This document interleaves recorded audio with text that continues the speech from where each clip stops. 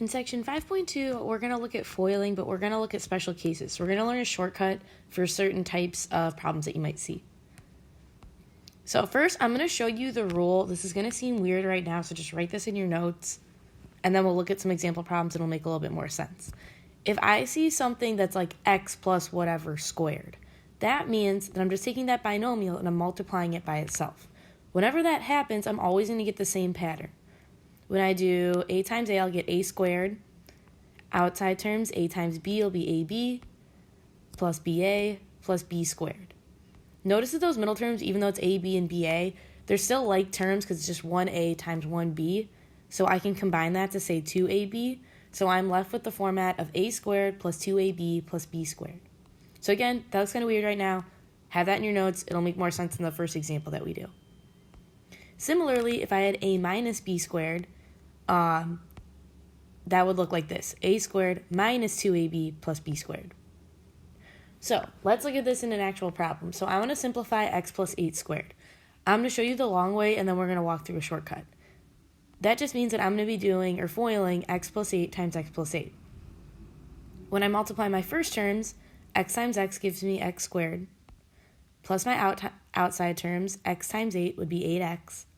My inside terms would be 8 times x, which again is 8x, plus 8 times 8, which is 64. Again, we foiled correctly. We got 4 terms, and then those two middle ones are going to combine. 8 plus 8 gives us 16. So I'm left with x squared plus 16x plus 64. Now notice, 16 is just 8 times 2, and 64 is 8 squared. So that's kind of the shortcut that I'm talking about. If I have x plus some number squared, it'll be plus that number times 2, x, and then plus that number squared. Or minus if it's like x minus 8 or whatever. So in another example, just using the shortcut, if I had x plus 3 squared, without doing all the foiling work, I could think of that as x squared plus 3 times 2x, which is 6, plus 3 squared, which is 9. And look at how much quicker that is. Now let's look at one with a negative. If I had that situation, it's just that middle term is going to turn negative. I'd have x squared. Negative 4 times 2 would be negative 8x. And then while the last term is still going to be positive, negative 4 squared is negative 4 times negative 4.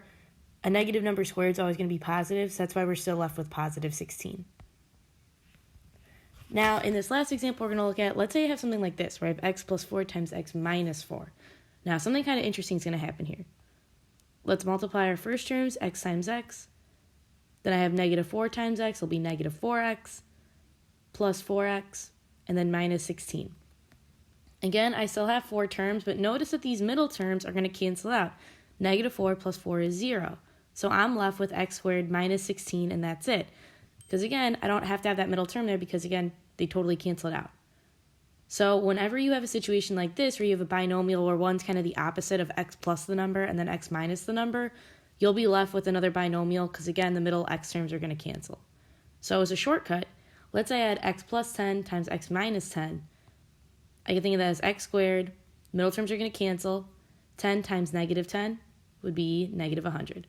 So that would be x squared minus 100.